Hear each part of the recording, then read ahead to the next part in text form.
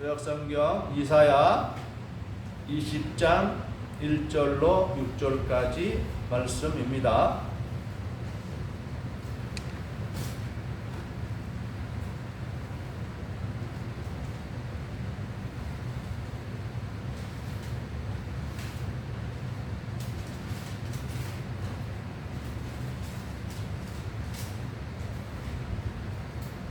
아수르의 사르곤 왕이 다르단을 아스돗으로 보내매 그가 와서 아스돗을 쳐서 취하던 해니라. 그때 여호와께서 아모스의 아들 이사야에게 말씀하여 이르시되 갈지어다 내 허리에서 뼈를 끄고 내 발에서 짐을 벗을지니라. 심히 그가 그대로 하여 벗은 몸과 벗은 발로 다니니라. 여호와께서 이르시되 나의 종 이사야가 3년 동안 벗은 몸과 벗은 발로 다니며 애굽과 구스에 대하여 징조와 예표가 되었느니라.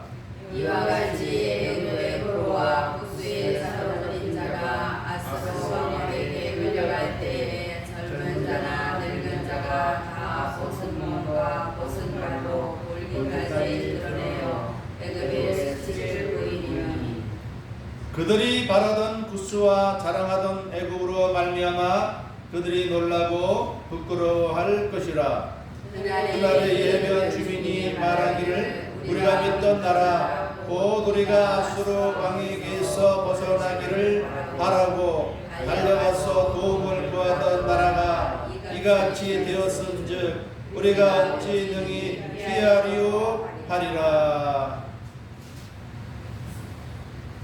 오늘 우리가 읽은 말씀으로 이집트와 구스에 대한 예표라는 제목으로 말씀을 드립니다.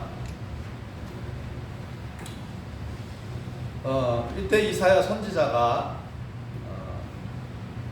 만약에 현대도 있다면 오늘날에도 이사야 선지자 같은 사람이 있다면 하나님께서는 그 선지자를 통해서 우리에게 뭐라고 말씀하시겠죠. 그런데 이때에는 하나님이 선지자들을 통해서 우리 사람들에게 말씀하여 주셨는데 오늘날에는 이런 선지자가 없죠. 그러면 하나님은 오늘날에는 우리에게 누구를 통하여서 말씀을 하실까요? 오늘날에는 선지자가 아니라 목회자들을 통해서 하나님이 우리에게 말씀하여 주십니다. 목회자들을 통해서. 왜냐하면 하나님은 녹음 테이프가 아니에요. 한 번 하신 말씀을 성경에 기록해서 이것을 우리에게 반복적으로 들려주시는 하나님이십니다. 그래서 이사야 선지자가 하나님께 들은 말씀을 이렇게 성경에 기록해 두신 것입니다. 그래서 오늘 우리가 읽은 이 말씀들을 하나님이 오늘 나에게 주시는 말씀으로 이해를 해야 됩니다. 그렇지 않으면 오늘 우리가 읽은 이 말씀이 아무 소용이 없겠죠. 그래서 우리는 이 선지자 이사야를 통해서 하나님이 하신 말씀이 오늘 나에게 뭐라고 말씀하실지 잘 들어보시길 바랍니다. 이때는 주전 약 700년경입니다. 700년경. 지금으로부터 약 2700년 전인데 이 말씀은 이미 다 과거에 오랜 과거에 다 성취가 됐습니다. 하나님이 이 선지자를 통해서 주신 말씀은 예언적인 말씀이에요. 예언적. 앞으로 이런 일이 있을 거라는 이 말씀인데 이 말씀을 할 때에 20장 1절에서 보면은 아수르의 사르곤 왕이다. 이때 아수르라는 큰 나라가 있었어요. 오늘날에는 이 세상을 지배하는 가장 큰 나라가 어떤 나라입니까? 미국이죠, 미국. 요즘에 미국이 관세 정책으로 아주 온 세계 온 나라들을 다 쥐락펴락 흔들고 있잖아요. 그러니까 세계 경제가 딱 미국하고 딱 긴밀하게 다 이렇게 수출과 수입을 하도록 이 미국과 중요하게 연결되어 있어요. 그렇기 때문에 이 미국 하나가 무역을 다 끊어버리면 온 세계 무역에 변동이 생겨요. 이상이 생겨요. 번영할 수 있는 서로 무역을 함으로써 세계 경제가 이루어지고 번영하는 이런 모습으로 나아가는데 이 한 나라가 흔들려 버리면 전체가 다 흔들리죠. 이때의 강대국은 어떤 나라냐? 바로 아수르라는 나라였고 이때의 왕은 누구냐? 사르곤이라는 왕. 근데 이 사르곤 왕이 다르단이라고 하는 군대 사령관 다르단을 아스도로스로 보냈다. 이렇게 말합니다. 아스도. 아스돗은 블레셋 나라의 수도입니다. 블레셋 나라의 왕도. 이때 블레셋 왕은 야만이라고 하는 사람이 왕이었는데 아수르 왕이 자기의 군사령관 다르단을 그 다르단과 그 군대를 함께 보내서 이 블레셋 나라를 공격해서 전멸시켰어요. 점령했어요. 바로 그때다 이 말입니다. 20장 1절에 아수르의 사르곤 왕이 다르단을 아스도트로 보내매 그가 와서 아스도를 쳐서 취하던 해니라. 그 해에 그때에 하나님이 이 이사야 선지자에게 뭐라고 말씀하시느냐? 이 선지자가 누군지 설명하는데 아모스의 아들 이사야다 이렇게 말합니다. 아모스의 아들 이사야. 그렇다고 해서 아모스서의 아모스는 아니고 이 우리나라 이씨가 많듯이 이때 또 아모스라는 같은 이름을 가진 사람들이 있었는데 워낙 그 같은 이름을 가진 사람들이 많이 있었기 때문에 누구의 아들 누구 이렇게 표시했습니다. 여러분의 이름을 할 때는 뭐 누구의 아들이라고 안 하죠.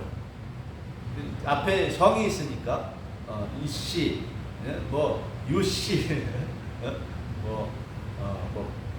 배씨, 채씨, 막 이렇게 다 다른 이름이 있는데 그런 이제 그 성을 가진 조상으로부터 물려받은 것이기 때문에 뭐 누구의 아들 이럴 필요 없어요. 근데 이스라엘 사람들은 성이 없고 같은 이름 가진 사람들이 많다 보니까 누구의 아들 누구 이렇게 하는 거죠. 아모스의 아들 이사야인데 뭐라고 말씀하셨느냐?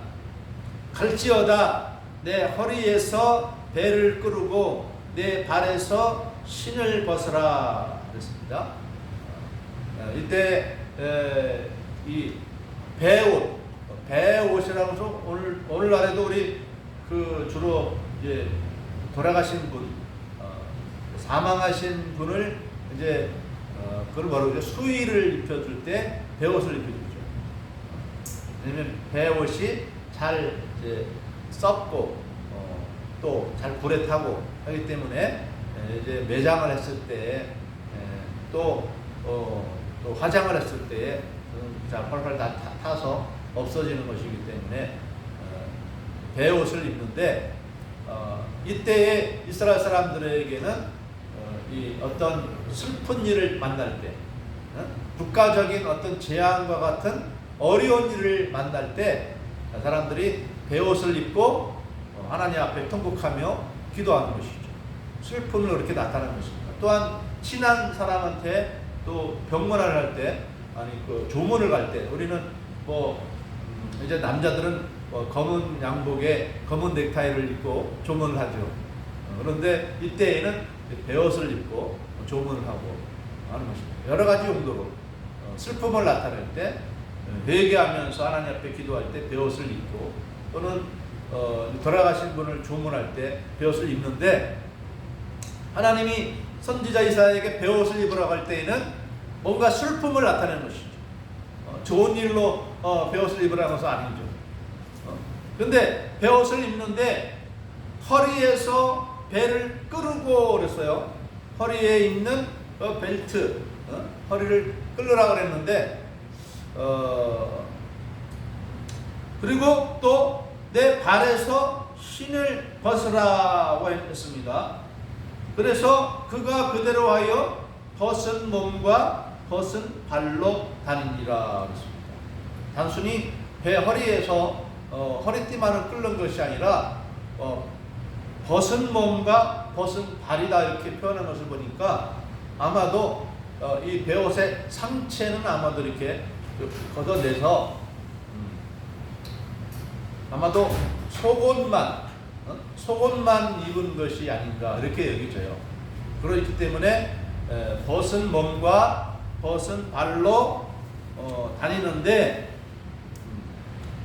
그것이 3절에서 보면 여호와께서 이르실 때 나의 종 이사야가 3년 동안 벗은 몸과 벗은 발로 다니며 애굽과 구스에 대하여 징조와 예표가 되었다 그랬습니다.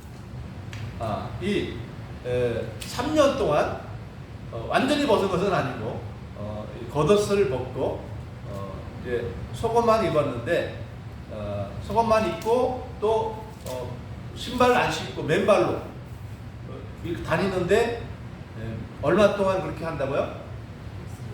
3년 동안. 3년 동안. 그러니까 이사야 선지자가 3년 동안 매일 이렇게 겉옷만 입고 다니며 이 겉을 제대로 입고 다니는데, 제가 만약에 런닝바람에 다닌다 생각해 보세요. 그러면 이창주 목사가 왜 저렇게 3년 동안이나 런닝바람에 양발도 안 신고 맨발로 저렇게 신발도 안 신고 다니나, 이상하지 않겠어요? 근데 이게 이상하게 생각하라고 하나님이 이 선지자에게 3년 동안 이렇게 벗은 몸과 벗은 발로 다니라고 한 겁니다. 왜 그랬을까요? 4절에 그 뜻이 나옵니다. 4절에 왜 그랬는지, 이와 같이 애굽의 포로와 구스에 사로잡힌 자가 아수르 왕에게 끌려갈 때에 젊은 자나 늙은 자가 다 벗은 몸과 벗은 발로 볼기까지 드러내어 애굽의 수치를 보이리니 그랬습니다. 이게 무슨 말일까요? 아수르 이 나라가 이제는 그 당시에 또 제2, 제3의 강력한 군대를 가지고 있었던 나라, 그 나라가 바로 구스와 애굽입니다. 에티오피아 구스와 또 이집트, 에티오피아와 이집트, 이 두 나라를 멸망시킬 것을 말하는 것입니다. 그래서 이 아수르 왕이 그들을 멸망시킨 다음에 그 왕족과 귀족들을 포로로 끌고 가는데, 그냥 끌고 가는 게 아니라 벌거벗겨가지고 끌고 가는 것입니다. 이것이 완전히 그 아수르가 가장 강한 나라요. 결국 이 구스와 이집트는 아무것도 아니고 그들을 말하면 희롱하고 조롱하는 것이죠. 그래서 그 왕족과 그 왕과 왕후와 말하면 오늘 우리로 말하면 대통령부터 장관, 차관까지 이르러서 다 높은 사람들을 다 벌거벗겨 가지고 끌고 가는 것이죠. 자, 이것이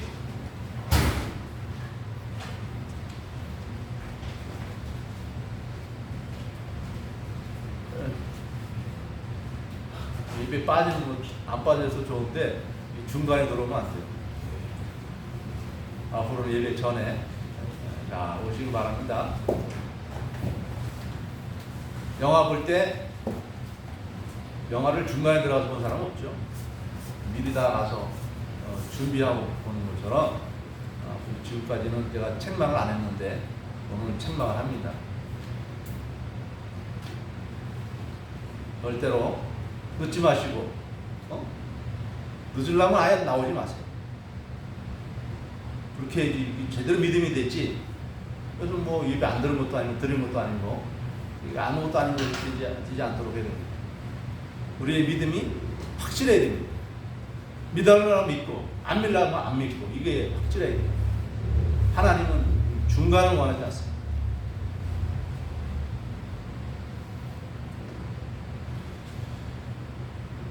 자, 그러면서 말씀합니다. 계속해서 말씀합니다. 이 애굽과 구스가 이 아수르에게 완전히 멸망해서 그 왕과 왕후와 장관들과 그 높은 사람들이 창피하게 그 아름다운 옷을 다 벗겨내고 벌거벗고 끌려가는 게 얼마나 수치스러운 것이겠습니까? 그렇죠?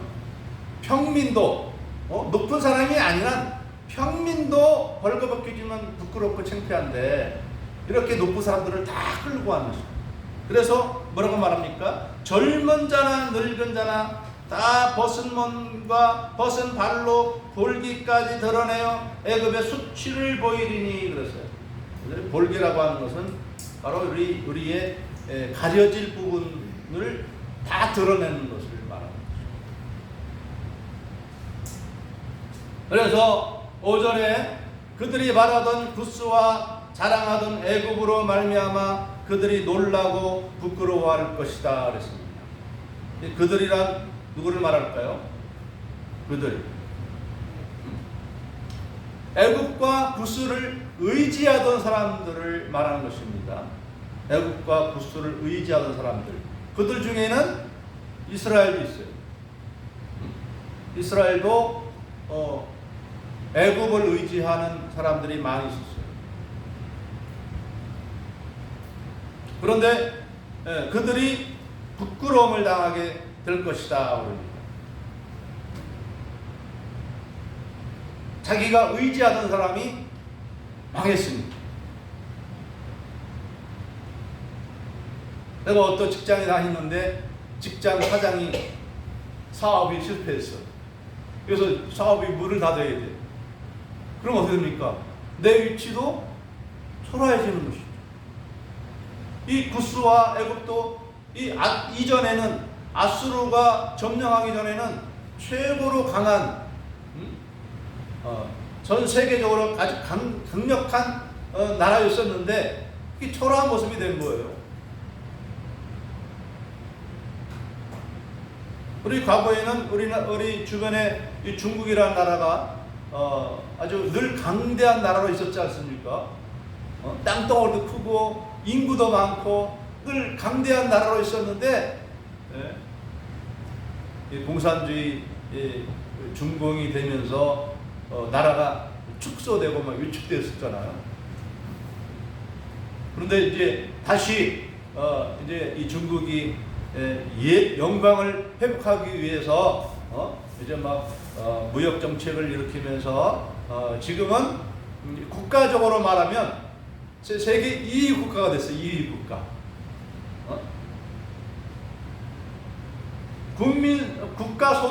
국가소득 경제적으로 하면 지금 미국이라는 나라가 국가 1년 소득이 얼마나 되냐면 약 21조 달러입니다. 1년간 얻는 그 소득이 약 21조가 돼요. 인구 3억 5천만 명 중에서. 그런데 중국은 인구가 13억 정도가 되는데 총 국가 총소득이 얼마 되느냐? 약 16조가 됩니다. 16조. 그러니까 한 6조 정도 차이가 나죠. 근데 우리나라는 1년 총소득이 얼마 되냐? 1억 7천만 억, 1조 7천억 달러 정도가 됩니다. 중국의 약 10분의 1 정도밖에 안 돼요. 그런데 인구가 중국은 우리나라 20배가 넘기 때문에 개인 소득으로는 우리가 더 많지만 국가 전체 소득으로는 중국이 더 많죠. 하여튼 이 중국도 이제 세계가 무시할 수 없는 그러한 나라로 이제 많이 성장을 했는데, 그렇기 때문에 이런 나라들을 의지하던 나라들도 많이 있는 것이죠. 국가적으로 아주 강력한 힘을 가지고 있는 그러한 나라들을 이 세상 많은 사람들은 의지하는 거예요. 미국을 의지하거나 중국을 의지하거나. 그런데 지금 이 상황에서는 이제 구스와 그 애굽을 의지하는 사람들이 아수르의 나라의 두 나라가 멸망함으로써 부끄러워지고 절망하게 되는 이런 상황을 나타내는 것입니다. 그리고 또 6절에서 보면 그날의 이 해변 주민이 말하기를 우리가 믿던 나라 곧 우리가 아수르 왕에게서 벗어나기를 바라고 달려가서 도움을 구하던 나라가 이같이 되었은지 우리가 어찌 능히 피하리요. 자, 이 이 해변 주민은 누구를 말할까요? 해변 주민. 바로 지중해 연안에 있는 그 모든 나라들을 의미하는데 이스라엘도 거기에 들어가죠. 또 어떤 나라가 들어갈까요? 아람이라는 나라도 들어가고 다메섹 나왔죠. 이 앞부분에 다메섹에 대해서 이사야 선지자가 경고한 것이 나옵니다. 또 암몬도 있죠. 모압도 있지요. 블레셋도 있지요. 그 주변에 있는 모든 나라들, 이 아수르는 신생 제국입니다. 제국. 근데 이 나라들이 이 아수르에 의해서 이 멸망하는 것을 보면서 자, 우리는 이제 여태까지 이들을 의지했는데 이러한 나라도 멸망시킨 이 아수르 앞에서 우리가 무엇을 하겠느냐 하는 것입니다. 아수르 앞에 굴복할 수밖에 없다는 것을 나타내는 것이죠. 그런데 하나님이 이런 말씀을 하시는 이유가 뭘까요? 하나님이 이사야에게 이런 말씀하시는 이유가 뭘까요? 세상 나라들은 아무리 강하고 힘 있는 나라랄지라도 믿을 나라가 없다. 우리는 오늘날 누구를 의지하고 살아갑니까? 하나님. 이 세상 많은 사람들은 권력을 의지하고 살죠. 권력. 미국의 권력, 미국의 부유함, 또는 대한민국. 오늘 대한민국도 지금 아주 힘 있는 나라가 됐죠. 그래도 1억 이 5천만 명의 인구를 가지고 이제 1조 7천억 달러를 거둬들이는 이 나라는 세계적으로 한 10이나 12위권. 땅덩어리는 아주 작고 그 인구도 5천만 명 그 정도인데 우리가 러시아하고 맞먹는 그런 수준이에요. 근데 이제 러시아는 지금 이제 전쟁이 일어나는 바람에 경제적으로 파탄에 가까운 상황에 이르렀죠. 우리는 뭐 러시아처럼 뭐 석유 자원도 없고 가스도 없고 그럼에도 불구하고 대한민국의 경제 수준은 이 러시아와 이 전쟁 일으키기 전에 러시아와 거의 맞먹는 그런 수준입니다. 그만큼 우리 대한민국이 많이 힘 있는 나라가 됐는데 대한민국도 이 경제와 이런 우리 지금과 같은 이러한 부강함이 언제까지나 계속될지 하나님이 은혜 베풀어 주시면 가능한 것이고 그러니까 결국 이 세상 모든 권력을 하나님이 주관하신다는 것입니다. 이 애굽과 구스를 멸망시킨 이 아수르는 안 망합니까? 이 앞에서 보면 우리 몇 장입니까?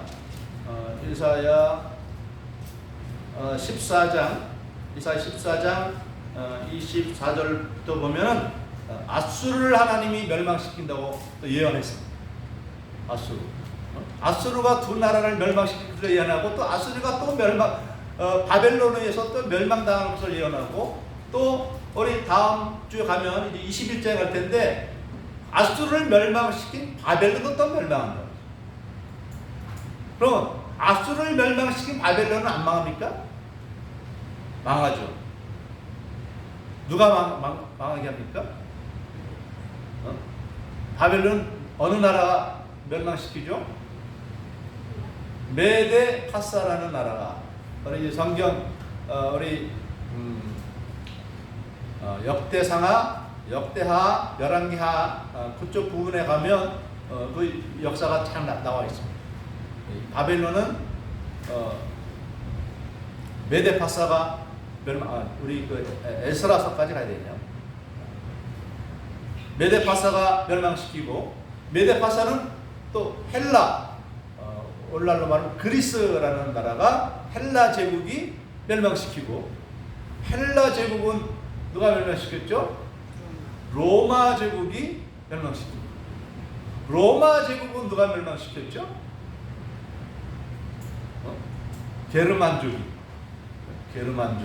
게르만족과 프랑크족이 막 내려오면서 로마 제국도 멸망했습니다. 한 제국도 멸망당하지 않는 나라가 없어요. 누가 이 일을 주관하십니까? 하나님이 하신다는 것이죠. 세상의 모든 국가 권력 하나님이 주관하신다는 거예요. 하나님이 이 기뻐하시는 나라를 하나님이 세우시고 하나님이 미워하시는 나라를 하나님이 멸망시킬 수 있는 권한이 하나님께 있다는 것입니다. 오늘 세상 사람들은 누구를 의지합니까? 저도 성장 과정을 보면은 중고등학교 다닐 때, 특별히 고등학교 가면 이제 교실에서 권력 싸움이 일어나죠. 누가 권력이죠? 고등학생쯤도 되면 이제 주먹이 권력이죠. 주먹. 그래서 고등학교 반에서 누가 가장 센 아이가 까불지 마 그러면 이제 눈 까라 이렇게 하죠 고등학교 때. 근데 그게 전부가 아니라는 걸 언제 알게 됩니까? 사회에 나오면서부터는 주먹이 별거 아니에요. 돈과 재력. 왜냐면 나는 돈이 있어야 살 거 아니에요? 그러면 돈 많이 주는 회사에 들어가기 위해서 애를 쓰고 그런 돈 많이 주는 회사에 가서 돈을 벌면은 어깨가 으쓱해지고 막 차도 사고 막 자가도 끌고 하는데 제대로 취업 못하고 이렇게 빌빌한 사람들은 차도 못 사고 그냥 그냥 걸어다니고 대중교통이고 이런단 말이죠. 그러니까 거기에서부터 이제 또 이 돈의 위력이 나타나지 않습니까? 그 돈을 많이 벌려면 또 어떻게 됩니까? 공부를 잘해서 좋은 대기업 취업하고 박사 이 되고 그래야 이제 좀 더 월급을 많이 받을 수 있는 그런 위치에 가지 않습니까? 돈이 권력이 근데 이 돈도 국가 이 시스템에서 정책을 막 바꾸고 하면은 회사들도 휘청휘청거리죠. 국가 대통령 행정부에서 이 정책을 어떻게 하느냐에 따라서 이 경제도 왔다 갔다 합니다. 그래서 어떤 시스템에 의해서 어느 회사가 어느 그룹이 망하기도 하고 대우 그룹이 한때 잘 나갔었는데 IMF가 터지면서 대우 그룹이 완전 파산했지 않습니까? 돈 위에 있는 것이 이제 국가 권력이라고 그러거든요. 근데 국가 권력을 잡았던 우리 대한민국을 볼 때 대한민국의 대통령들 역대 대통령들 중에서 몇 사람을 제외하고는 다 감옥에 갔다 나오는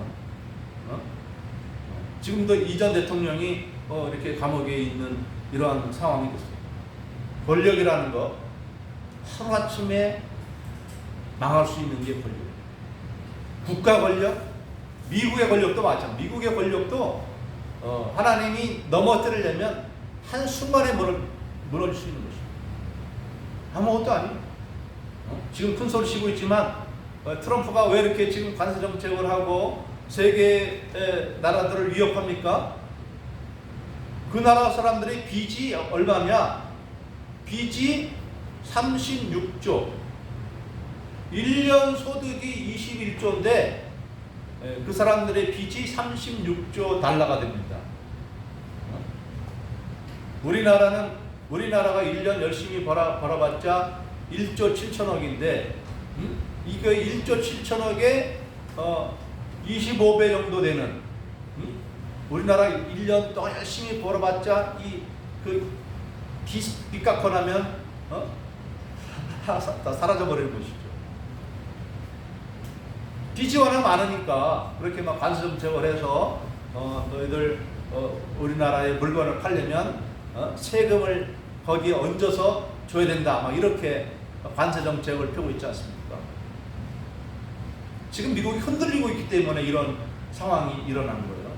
미국이 자기네 나라 코가 석자라고 자기네 나라가 돈도 많고 여유가 많이 있어야 관세 정책 안 해고도 이렇게 막 거래를 하는데 하나 죽겠으니까 미국이 지금 미국이라는 나라가 지금 덜렁덜렁 하는 겁니다. 지금 과거 한때 잘 나가던 나라입니다.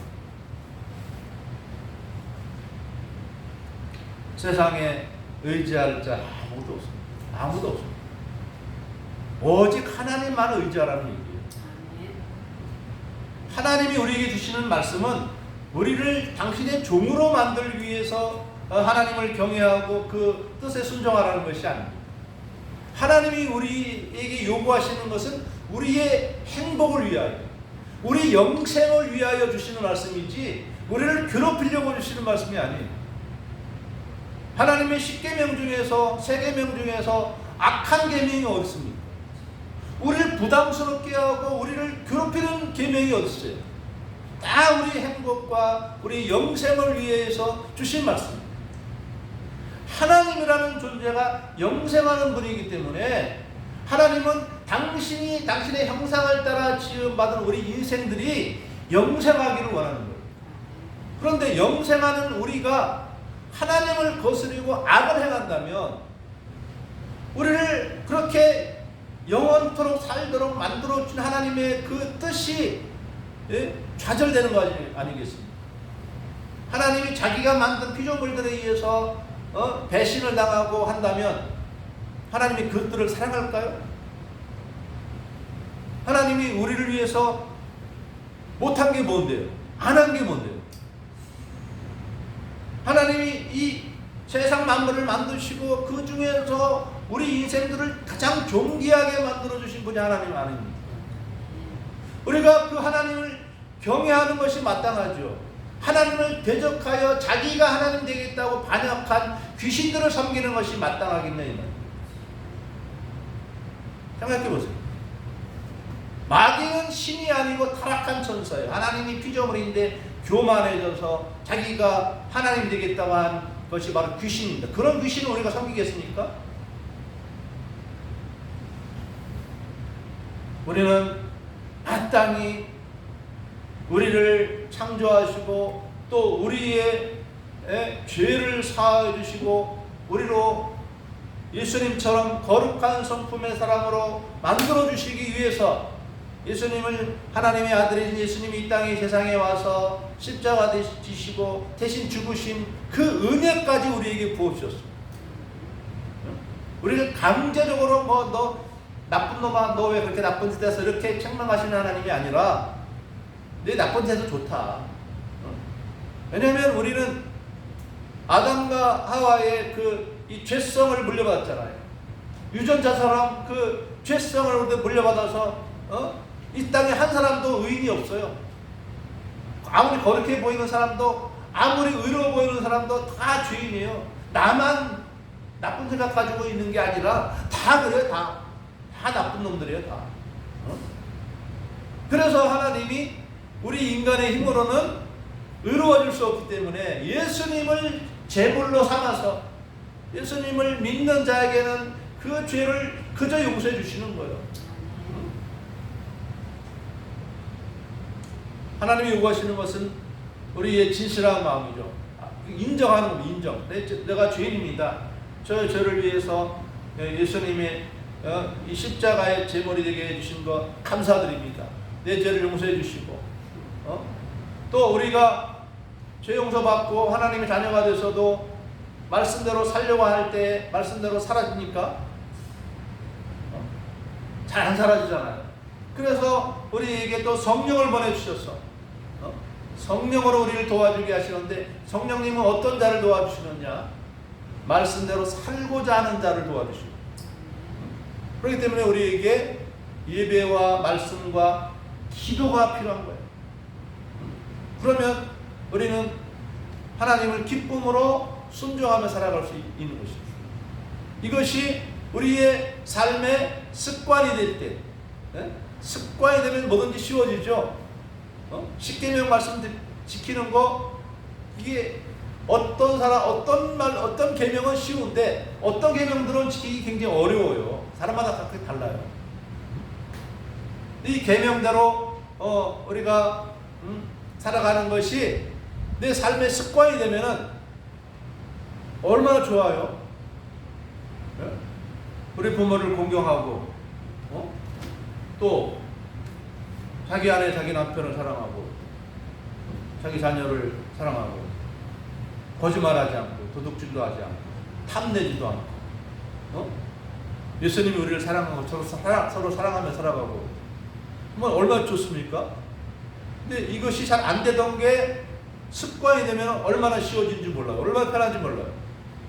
제가 예수님 믿은 지가 50년이 넘어가다 보니까 이제 말씀대로 살아가는 것이 대다수가 다 편합니다. 습관이 되는데 몇 가지는 잘 안 되는 것이 있죠, 여전히. 예를 들어서 욕심이 사람이 몸이니까 욕심이 생기잖아요. 욕심도 생기고 그러다 보면 이제 아무튼 이제 말씀대로 우리가 완전히는 못해도 이제 예수 믿는 이 세월이 오래도록 계속되고 훈련받다 보면 잘 되죠. 그래서 우리가 예수 믿고 그 말씀대로 살아가는 것은 참 행복한 것입니다. 좋은 것입니다. 우리는 이미 하나님의 자녀들로 하나님이 우리를 찍어주었잖아요. 찍어준 거에 우리 겉으로 드러나는 것이 말하면 세례와 성찬이잖아요. 다 여기 행하고 있잖아요. 다 세례 받고 다 성찬 행하잖아요. 우리는 예수님의 십자가의 그 생명이, 하나님의 아들의 생명이 성찬으로 우리에게 다 들어온 거예요. 우리의 몸은, 우리의 영혼은 하나님의 자녀의, 하나님 아들과 딸의 생명이 된 것입니다. 예수님의 생명이 우리에게 들어왔습니다. 아들의 생명이 우리에게 들어왔으니까 우리는, 우리의 생명은 하나님의 자녀예요. 하나님을 아버지라고 지금도 부르고 있고 앞으로도 부를 겁니다. 우리는 죽어도 죽은 것이 아니고 우리는 죽는 순간에 하나님의 영광의 나라 밝히 보여줄 것입니다. 지금은 우리가 하나님 못 보죠. 우리의 영혼이 내 몸을 떠나는 순간에 이제 예수님을 보고 천사들 보고 하나님도 보게 될 것입니다.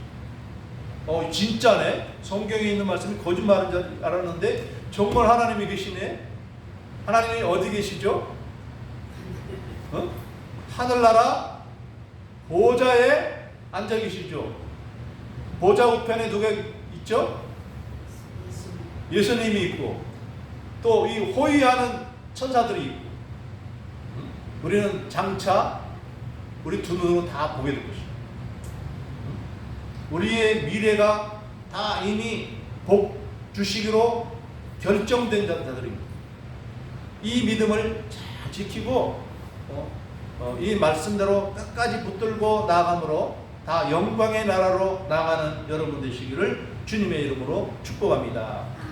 예, 기도하겠습니다. 사랑하는 하나님, 하나님께서 우리를 아무도 멸망 가운데 두지 아니하시고 영광 가운데 두시려고 우리를 불러주시고 택하여 주신 분은 전능하신 하나님이시여 온 세상 나라의 권세를 당신의 뜻대로 망하게도 하시고 흥하게도 하시는 하나님이시여 각자의 인생의 생사복을 주장하시는 분이 바로 우리 아버지 하나님이신 것을 우리가 알고, 언제나 내가 예수 믿고 하나님의 자녀가 된 것으로 인하여 감사히 여기고 우리의 행복과 영생을 위하여 주신 말씀을 굳게 붙잡고 나가는 그런 우리 모두가 되게 하여 주시옵소서. 축복하오며 우리 주님 예수님의 이름으로 기도하옵나이다. 아멘.